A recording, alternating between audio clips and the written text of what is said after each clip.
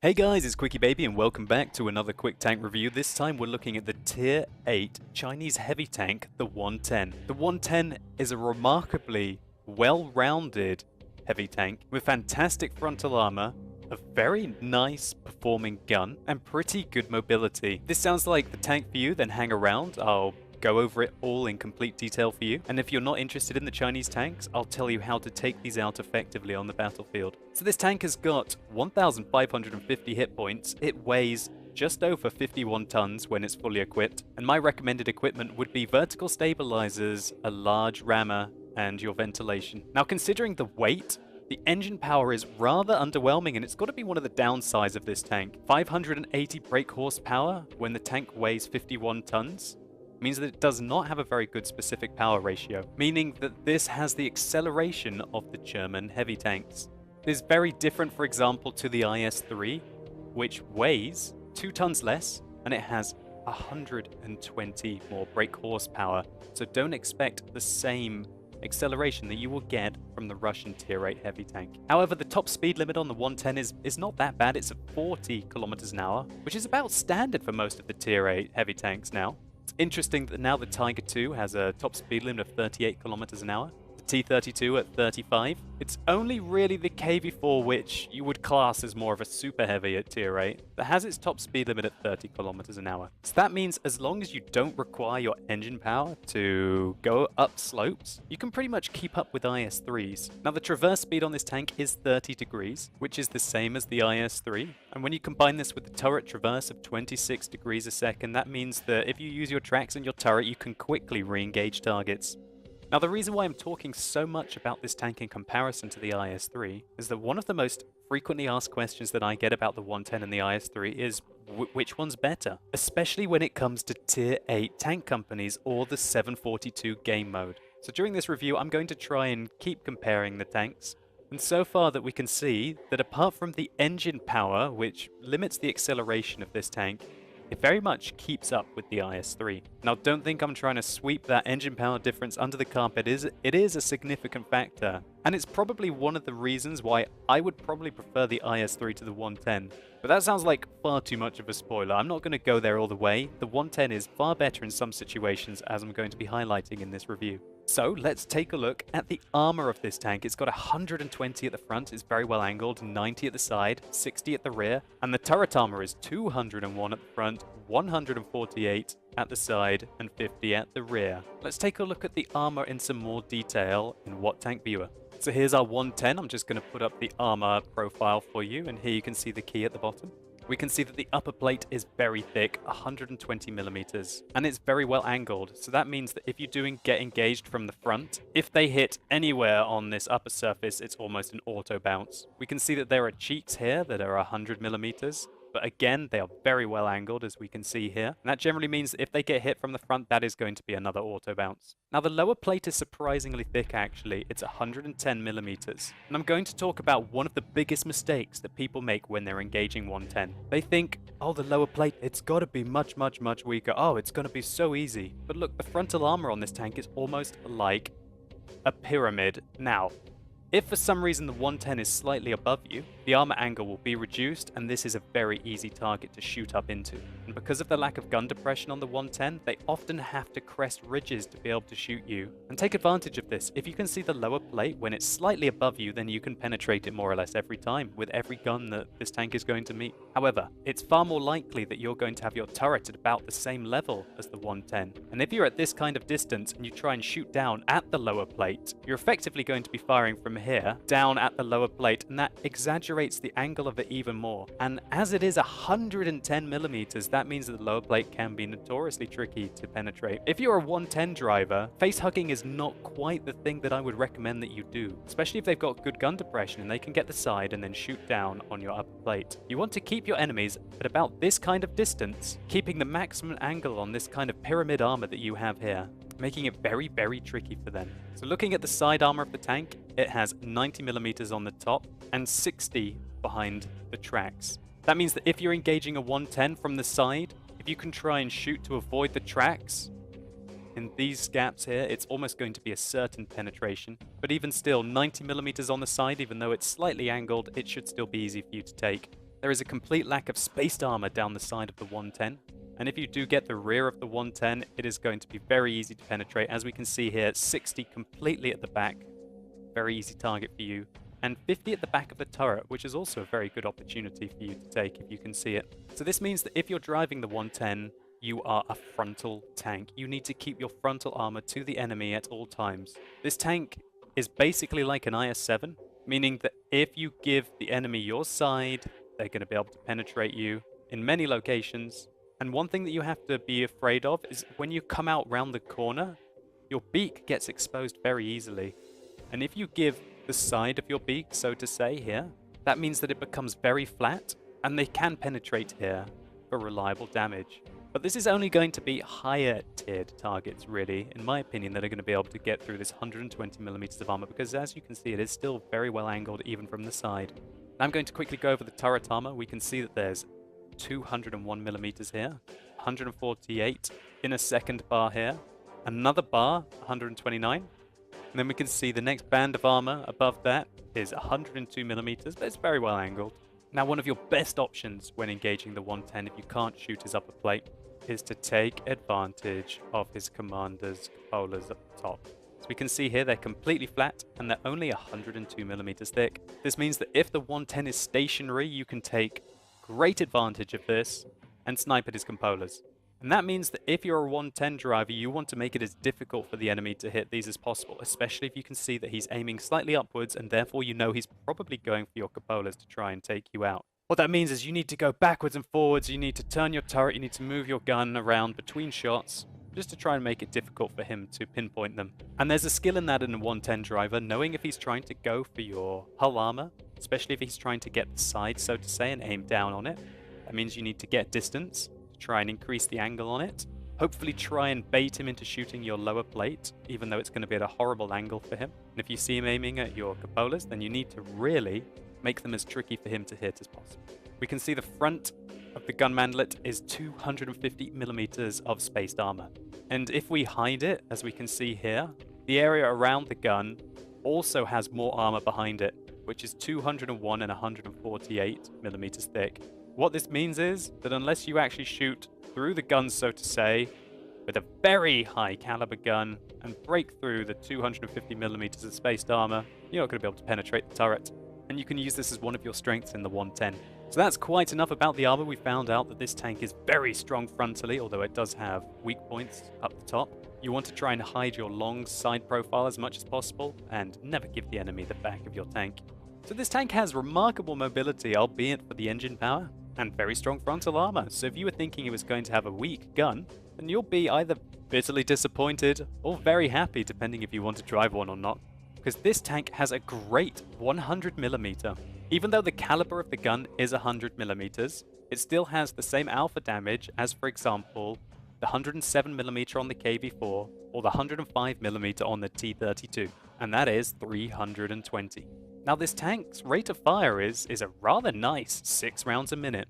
And what that means when we use tank compare, we can see our 110 on the left, KV-4 in the middle, and Tiger 2 on the right. But they all have the same alpha damage. Their penetration is fairly similar, although the Chinese 110 does have 10mm less than the other two. However, the DPM, due to the rate of fire, is significantly higher on the 110 than, for example, the KV-4, and it is higher than the Tiger 2. So we can see that the 100mm on the 110 has 6 degrees of gun depression and 15 degrees of elevation. Now, its accuracy obviously can't compete with the Tiger 2 gun. It is the same as the KV-4. However, its aim time is better than the KV-4 but worse than the Tiger 2. So what this really means is that you have a very strong performing gun. Now its penetration is much better than the T-32, which as many of you will know, with the 105 only has 198mm of penetration, which is very underwhelming. Having that 215mm isn't quite on par with, for example, the IS-3, the Tiger 2 and the KV-4, which all roughly get 225, but it is nice to have that much more than, for example, the T-32. In my opinion, 215mm of penetration at Tier 8 is enough, and if you really need to, you can fire APCR rounds with 265mm of penetration. Now, the aim time on this gun at 2.9 could be better, but that's not disastrous. That's not kind of the 3.4 that we see on the KV-4's gun. And the accuracy, again, 0.38, it could be better, but again, it's not disastrous. As we can see, the IS IS-3's 122mm does have that .4 accuracy. Now, one thing that I'm not going to brush over is the fact that the 110 has 380 meters view range thanks to its upgraded turret. Interestingly, this is 30 meters more than the IS-3, and this is very important, especially when you consider selection for tank companies. Having that 30 meters more view range than the IS-3 does mean that you spot your enemies a lot further away, especially considering that the IS-3 with its 3.4 second aim time has to use vertical stabilizers. I'm sure that some custom setups on the 110 could even drop out the stabilizers or maybe the ventilation for optics to really increase this 380 meters view range, or even binoculars considering it might be just camping base. And that makes the tank have the same view range, I believe, as the AMX 5100, slightly less than the German tanks, and 20 meters less than the Carnarvon and the T-32. So anyway, that's quite enough about the stats of the tank. Let's see how it performs in some gameplay. So firstly, we're going to look to see how the 110 performs by playing quite aggressively. I'm playing on Muravanka here, along with Jingles and with Ike. This is a very nice matchup for this tank.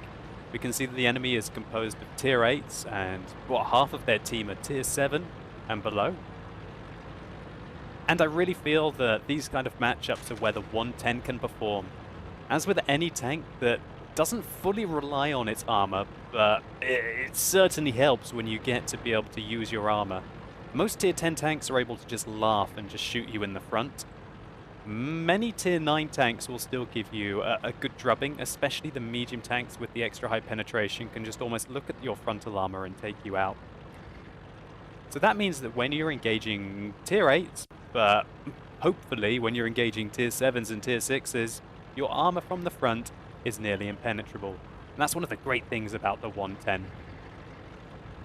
So I'm playing quite aggressively here. I want to stop enemies from getting up into the A1, B1 area. And you can see I've spotted the type. I take out their scout, don't want him spotting me. And we roll quite nicely there for 340 damage.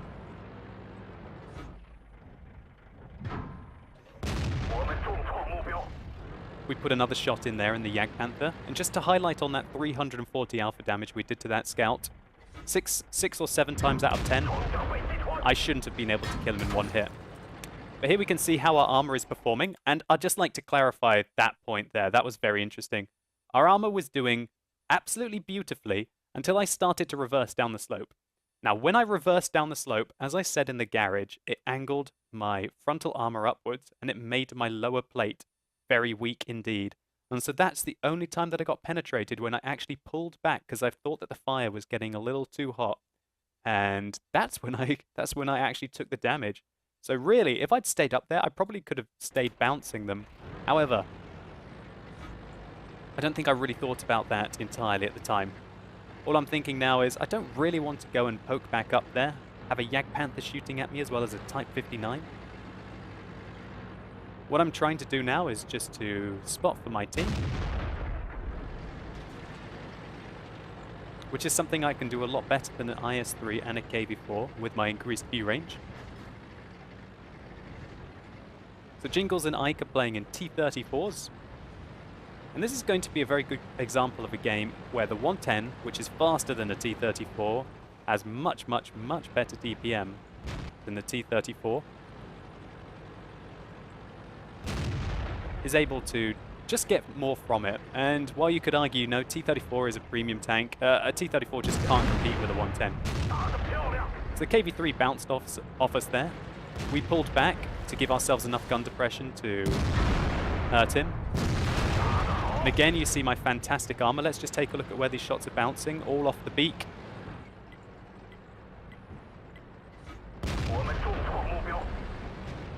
And the alpha damage is quite nice. If I'd been in an IS-3, I definitely wouldn't have been able to shoot that IS-2 twice. But having that 320 means that I can. So we're able to just take chunks and chunks out of these tier 7 heavies. And really, with the penetration the tier 7 level has, which is 175 on average, they really can't do anything against your frontal armor. They have to hit your weak points, i.e. your cupolas, or you have to give them your lower plate at a good angle for them. And having my 215 millimeters of penetration means that I can definitely give this KV-3 a run for his money, even through his turret. So this Yak Panther is being a little bit YOLO here. We can go through his side armor and continue to put the pressure up. So you can see just how aggressive we're able to be, knowing that our frontal armor is going to hold. As long as we put the pressure on the enemy and keep them at our front, we'll have a good time. So you can see that I made a bit of a mistake there. Just going to pause it for you. My armor is angled right now, and that's why the Type 59 was able to penetrate me. He shot me in the tracks from above. I needed to be angling my armor this way. I was just really worried about the gun depression in the tank. Because as you can see here, 6 degrees means you have to move forwards, backwards, and sometimes expose yourself a little bit more than you would want to. So now that the Type is in this position, it's going to be very hard for me to penetrate him. I take a blind shot anyway. That was really never going to penetrate. And looks like Ike just took a few shots there in the side. Oh my gosh. So the T-29 ignores me and shoots at Ike in the T-34. And that's something that will happen to you quite a lot. Your armor is so thick that in these good tiered matchups, the people often just don't want to shoot at you. We can see the Type 59 wasn't interested in shooting at me. We can see this Type T-69 really probably doesn't want to shoot at me. However, I just got slammed in the back there by the T-28 prototype. And we're just taking chunks out of the enemy team here. And unfortunately, that T-28 who just slammed one into me also took out Ike. I'm just going to speed up the game a little bit here. As this game is pretty much secure, I'm just rushing at the moment. We track him, and then the IS sets him on fire. And I'm thinking, okay, I've got 5 kills, let's do it, So I go into the forest. I bounce off the T-28's lower plate, and I believe I'm going to get penned in the top of the tank there. So there's a good example at the end. Got shot in the cupola. He had a nice clear shot into the top of my tank, and you've got to watch out for your weak points up there, especially with tanks that have like 240 plus pen, like the T-28 when it's got the 120 millimeter that he was using. Anyway, let's take a quick look at the post-game stats. So that game didn't last very long at all. In fact, it was 6 minutes.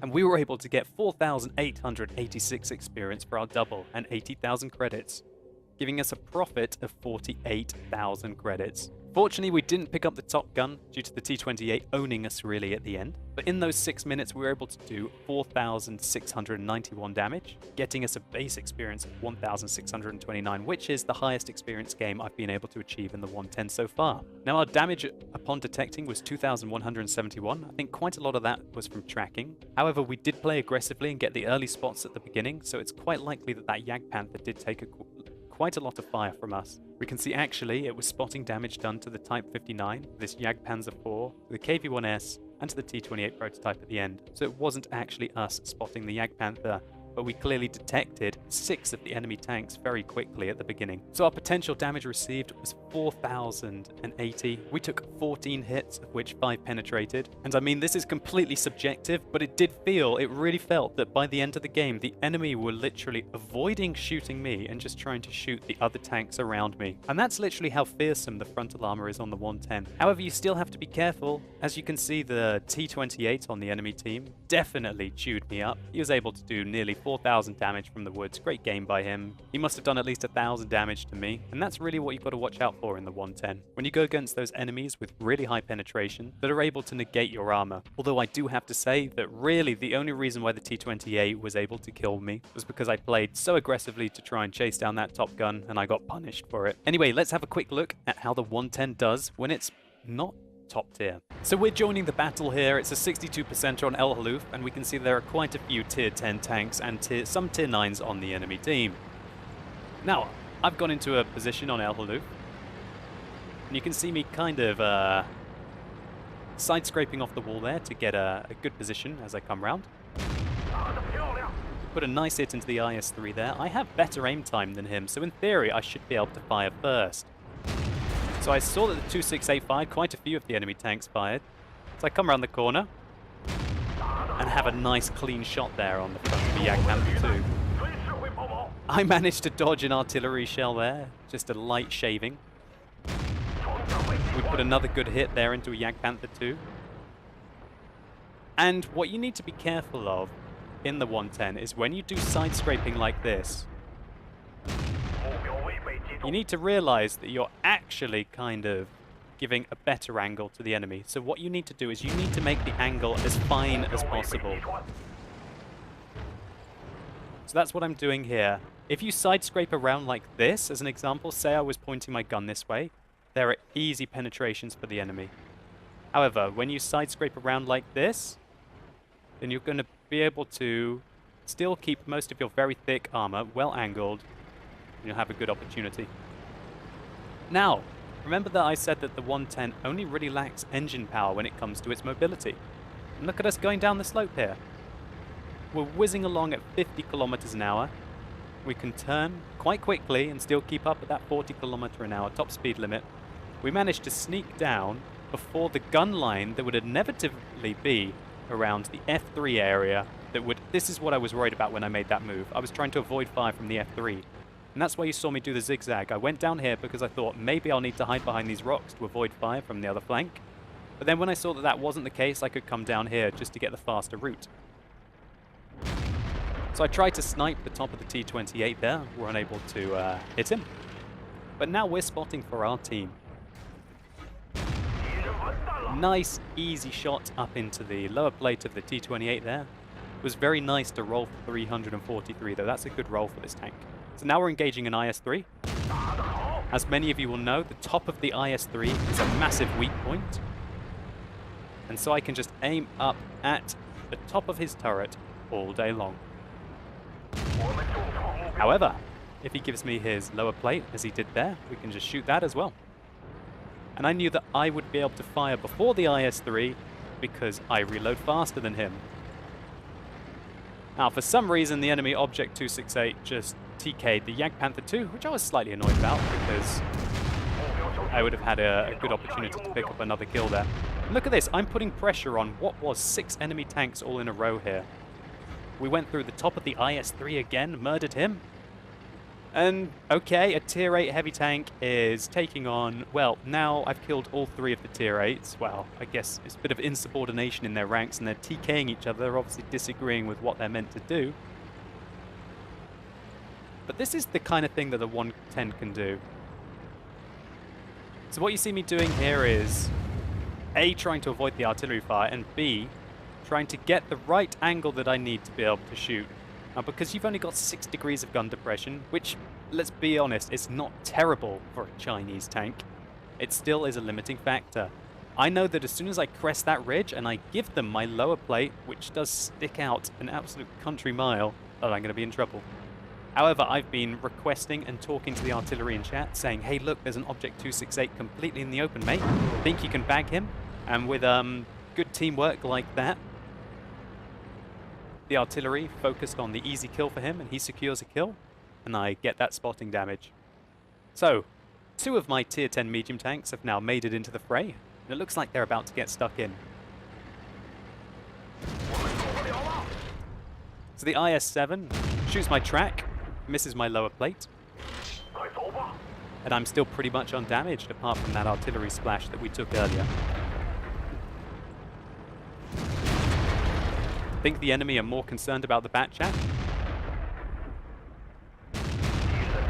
Able to go through the lower plate of the VK there.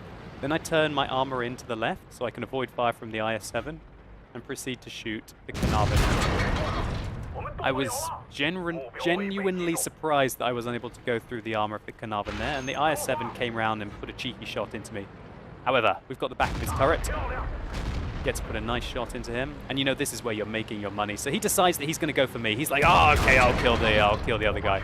So we actually lost our driver there. Let me pause that. So interestingly, the penetration shot is right there on my beak, and that's what I was talking about in the garage. That you really need to be worried about if the enemy tank is in point blank contact with you, and he can aim down. He kind of negates the well-angled hull armor, and that means that they can still penetrate it. I need to really adjust the engagement to be about from here to here, and then it's much harder for him to penetrate me. The funny thing is that my armor works very much the same way as the IS-7, so this is a bit of a lose-lose situation for me, in the fact of that he wants to try and do the same thing. He wants to try and get his armor to be about the same kind of distance, but it'll be much more effective for him as he does have very high penetration compared to me. What I'm interested in also is trying to just block him so that my two tier 10s behind him can stop him from trying to get through. However, it looks like I'm much more interested in trying to penetrate him. E50 puts in a nice ramp there, and I shoot his... And there you go, there's a very good example of just exactly what I'm saying. So I shoot his tracks to take him out. So now that the IS-7 is at a mid-range engagement, he tried to shoot down on my lower plate, I believe. We can see there that the ricochet went off almost in exactly the same place that he shot me last time. However, because he wasn't in point-blank contact with me, he was unable to penetrate this time. So that's the kind of range of engagement that you want to try to achieve in the 110 to give the ultimate kind of angling of your armor. This is kind of where the tank is at its strongest. And we just casually wait to penetrate the side of that tier 10 heavy tank. So from here on, nothing really interesting happens, so I'm just going to show you the post-game stats now. So we had a fairly strong game there. We got 3,800 for our double. We did the second most damage on the team in a tier 10 game, which I'm very happy about, sandwiched with the artillery and all of the tier 10 tanks. Yet we did pick up the most experience because we were a tier 8 doing damage to, well, at least a fair few tier 10s. Interestingly, we took 5,180 potential damage in that game. And that really shows you what, with careful use of the 110's armor, you can achieve. Now I know this is going to end up being a very long review, but hopefully you'll still appreciate it. I'm going to show you my final gameplay in the 110. Okay guys, welcome to Northwest in the 110. This is a nice matchup for this tank. You can see that there are only 5 tier 8s on the enemy team, the rest are tier 6 and tier 7. But the thing that I really wanted to highlight is that this is a 43%, and we can see that all of our arguably less skilled players due to XVM are in the top tier tanks, whereas the enemy's most skilled players are in their higher tier tanks and their less skilled players are in the lower tier tanks. So for all intensive purposes, this is a very hard matchup. And so I really like these kind of games because they really give you a chance to really show, and I said really about 7 times there, what the tank is capable of. Because when you're in that top tier matchup, it's the best situation for your tank. Now it's not going to be every situation, but it really allows you to kind of exaggerate the qualities of the 110. So we can see that this is an 8.10 replay, and that the lower part of Northwest has in fact been changed in 8.11. So don't be confused if you're seeing that the area at the southern eastern part of the map is different.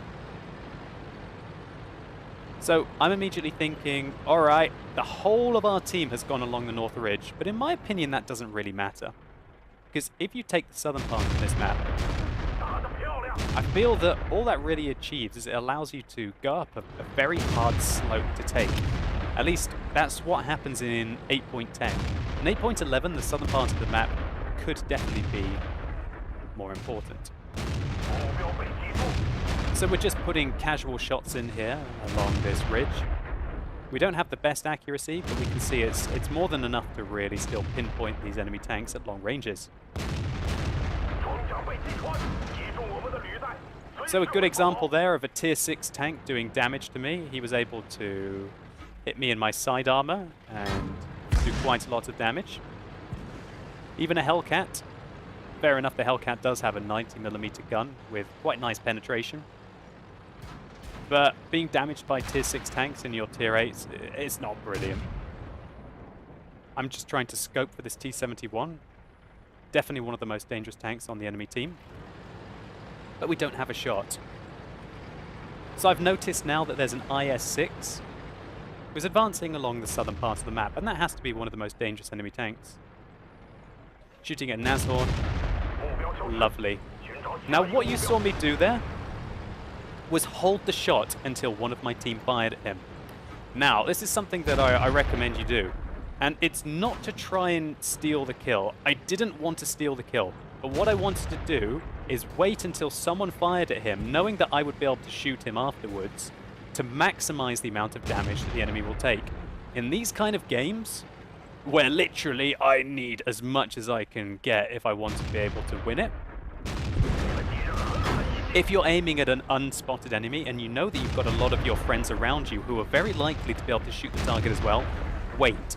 And as soon as you see them starting to fire at him and he knows that he's being fired at, then that's your chance to fire as well. And that's like a tip that I would recommend that you do in certain situations. So I'm just looking around at my team here and wondering what the hell they're doing. I have no idea why that Tiger, that Yag Tiger 88, why that ARL 44, why that Hellcat, or that PZSFL are all just sitting out completely in the open, waiting to get spotted and basically shot from the other ridge. But I guess that this is why that this is a 43%er. So we've got lovely shots here into this IS-6 from the side. I think I'm going to blind fire one more, just to try and have a punt at him. And this is my opinion as to why in 8.10 at least, I felt that the North Ridge was more important. Because the North Ridge can really shoot at quite a few of the other locations on the map. And I feel that to get into the base, it's far too hard from the south. And importantly, even when you get into the base, the North Ridge, at least from the northeastern spawn, can just whiz back and be able to defend the cap. So unfortunately, we're losing by 3 tanks now. I haven't done a huge amount of damage. I've only done 1,500. Although there have been quite a few shots that might have gone in from being blind. Okay, so I feel that the engagement on this flank is no longer effective. I would quite like to be able to kill this Super Pershing. We get lucky with that shot, shooting at a Super Pershing from this angle. Fair enough, we might hit his cupolas. That was still very fortunate that we were able to go in there.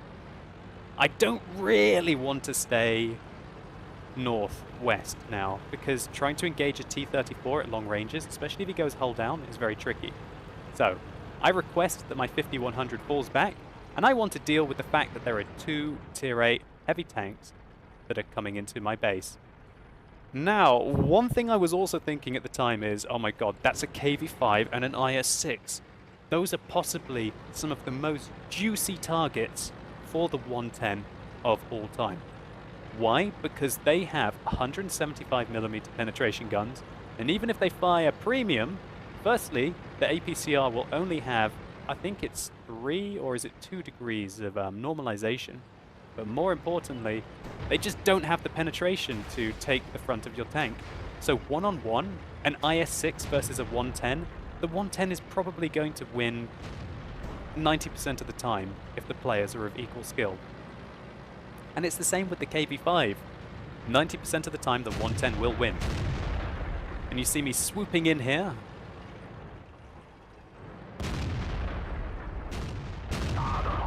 To be able to begin the engagements on their Tier 8 heavy tanks.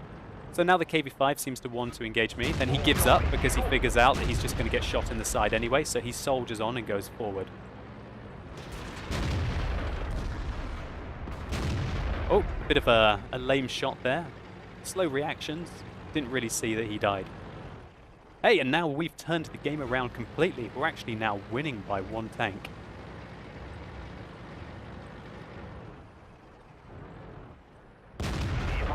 So I come in and casually claim the Leopard. I seem to get shot by my... No, probably not my own team. It's probably the KV-1S above me. Very good example there. The IS-6 is just completely incapable of penetrating me, almost from the front, unless he shoots my cupolas or he loads APCR and gets quite a high roll. But I'm able to devastate him. Now, unfortunately, my 5100 was killed by a KV-1S. But I really felt that I had to do that sweep to take out those 2 Tier 8 heavy tanks and really change the game into our favor again. Now, I've been conservative with my health, which means that I'm going to have enough of it to play around with the last enemy tanks in the game. There is a very dangerous T-34, and now a T-34, on the other hand, is one of the premium tanks at Tier 8 that can give you a lot of grief. And that's because the T-34 has 120mm, and it has very high penetration. When you're engaging a T-34, you want to use the fact that you have much higher DPM than him because of your rate of fire. You need to penetrate shot after shot. You need to hit him at least twice for every time he hits you. But the interesting thing is that he has a chance to bounce off my armor, whereas I really have very little chance to bounce off his hull armor. He needs to go hull down and use his turret. So a good shot there by my VK4502A. And now we have a very interesting engagement, a Jagdtiger 88. Now Jagdtiger 88 is a tank that can give me trouble because I need to see its lower plate. I cannot penetrate its upper hull, and I cannot penetrate its superstructure. I might be able to if I was to fire premium. But he aimed for my cupolas there, and that's interesting. I didn't actually take any damage, just my viewports got knocked out. Let's take a look at that just quickly. So we can see that even though he was able to hit my cupola there, it just took out my viewports rather than actually damaging the tank. So that's where he hit, and no damage, just viewport damage, which was lovely because I was able to put 331 shot into him. So now I advance a little bit. I'm quite worried about where the T-34 is. And I'm also very interested into why that duck tank is just going after this Jagdtiger 88. I request him to fall back, but for some reason he just continues to go forwards. I tell him to fall back again, because I don't want to go out into the open versus a Jagdtiger and a T-34. I want to either find the T-34 or force the Jagdtiger out into the open. So now that the VK does not fall back and gets taken out, this game is starting to change again. I'm not sure if that IS is AFK. I don't believe he is. He could be AFK though. And I'm just going for this Jagdtiger 88. We're able to go through his upper plate, and now I load some premium rounds. I'm loading the premium rounds because this game has just got really close after he killed the SU-152. I don't believe that the IS is actually here. Yeah, I think the IS is most definitely a bot, considering he's got 466 efficiency. So I come round, put a shot into the Jagdtiger 88, and bounce his. And now that I've got my premium rounds, I don't even really need to hit his lower plate. And we can see I didn't actually take any damage there from the Jagdtiger 88, and I did 1,000 to him. And that's just a testament to the fact that the 110's frontal armor is just that damn strong. It really is. It's just great frontal armor, especially when you're engaging tanks. Premium tier 8s, apart from the T-34, sorry, T-34, it just laps up. It really just laps them up. And that's why this matchup was so damn good for this tank. Having an IS-6, a Super Pershing, a KV-5, and a Jagdtiger 88 against me, even though they're played by fairly skilled players. I mean, that Jagdtiger 88 was no slouch. He picked up 4 kills by them. He's got 54% win ratio. He's got 1,300 efficiency. But he was still able to do barely anything to the 110 because I controlled the engagement and made sure that I could shoot his lower plate and then loaded the occasional premium round. Okay, so I'm just going to be aggressive here because there's only 3 minutes left in the game. And that was the worst thing that I've done so far this game. That was just a terrible donkey shot. I have no idea why I tried to shoot the side of his hull armor when it was so well angled. I should have just casually shot down onto his upper plate, and I would have penned it nearly every time. So that was the worst thing that I've done this game. But let's continue anyway. So what you see me doing here is trying to get the engagement at a mid-range. The T-34 still manages to YOLO a shot through me. Let's just take a look to see where it penetrated. It looks like he was able to just go through the beak of my armor, but he does have that extra high penetration. However, we're able to shoot him again. Now I'm trying to make sure that I don't take any ram damage because I have 505 health, which means that he has to shoot me at loose twice. And now I know I've got him, really. I'm not even firing premium rounds at him at the moment, I'm just firing regular rounds. That's how controlled that I felt the game was. Now, I had to be very aggressive at that T-34 because of the fact that there was only 3 minutes left in the game and I had to find a Tiger, one, or I had to cap. So that's why I came around that corner so aggressively to try and take him out. Now, I really played very badly with the first shot, and that nearly meant that I took a lot more damage than I wanted to. We can see that the IS, in fact, isn't actually a bot. Or maybe he is a bot and he's just actually come back, but I don't know. Having 44% wins and 400 efficiency, I'm not sure if that automatically means that you're a bot or not. But getting back to the game, I had to be very aggressive at that T-34. I YOLO'd around the corner. I took one penetrating shot. Then we got into close quarters. He penetrated me again. But he did bounce the last one that he fired. I didn't get really lucky there. It was more of a case of the 110 with its higher DPM is just able to massacre a T-34. And I did donk the first shot, but then I was able to put in the next 4, doing a total of 1,228 damage to him. I did just notice that I think I got a bingo roll on my second penetration. Look at that, I rolled for 400 damage. That is insanely high roll. But it didn't really matter in the end, because the fourth one only had to do 170 damage. So, I've only got 1 minute and 20 seconds left in this game. Thankfully, I can see the Tiger. I decide to fire at the building just to try and start to clear the building. I didn't know if it would be able to take it out in one shot. Frankly, I feel very under pressure at the moment just to try and get stuck in there with only 1 minute left in the game. Thankfully, he's not really running from me. I have no idea what he's doing. But he is about to get absolutely chewed up once again. So I come through, penetrate him, bounce his shot, and I had that game by the balls all the way at the end.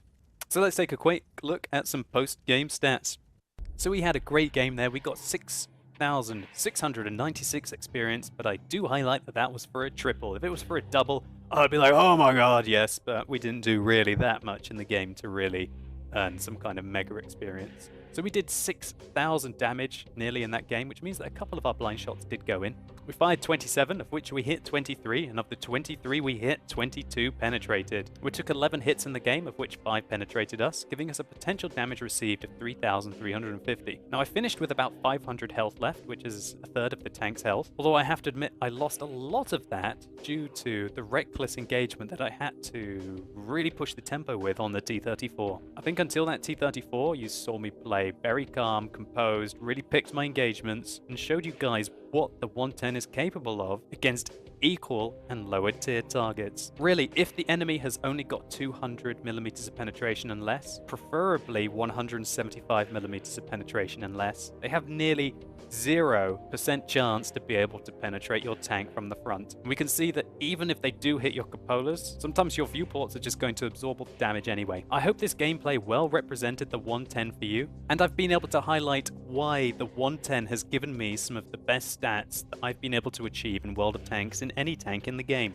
I fully recommend this tank. I think it's a very strong entry at tier 8. And I'd like to highlight the next tank on from it, the WZ-111. As you can see, I'm having some success in this beast. And it's definitely worth soldiering on through the IS-2, even if you're struggling with it, just to get the 110, and especially to end up getting the absolute beast of a tank that is the 111. So guys, I hope you've enjoyed this quick tank review. I've put a lot of effort into it, so I'd really appreciate it if you rated it down below. And let me know what you think about the 110. Do you think that it's a fantastic tank? Do you, in your clan, use it in clan wars? Do you think that it's more of a solo queue kind of tank rather than using it in platoons or using it in tank companies? Let me know what you guys think. Anyway, thank you so much for watching. You've been epic, and hopefully I'll see you soon.